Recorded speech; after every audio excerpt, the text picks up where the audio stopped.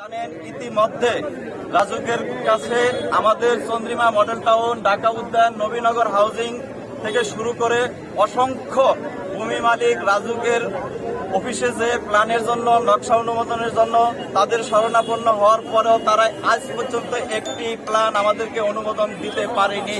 আপনারা জানেন 2টি অ্যাভিনিউ 40 ফিট পর্যন্ত বড় প্রশস্ত করে দেওয়ার পরেও রাজুক আমাদের এই হাউজিংয়ে রাজুকের যে সেবা, বিদ্যুৎ, পানি, গ্যাস, রাস্তাঘাট, সিওয়ারেজ কোন নাগরিক সুযোগ সুবিধা ফ্যাসিলিটি আজ পর্যন্ত নিশ্চিত করতে পারে নাই। হঠাৎ করে তারা ইসরায়েলের মতো প্যালেস্টাইনে যেভাবে হঠাৎ করে অভিযান পরিচালনা করে ভাঙচুরের মতো ঘটনা ঘটায়, সেই জায়গা থেকে রাজনীতি বছরে 2-4টি জটিকা অভিযান করে এখানে জনমনে আতঙ্ক সৃষ্টি করে, ভাঙচুর করে।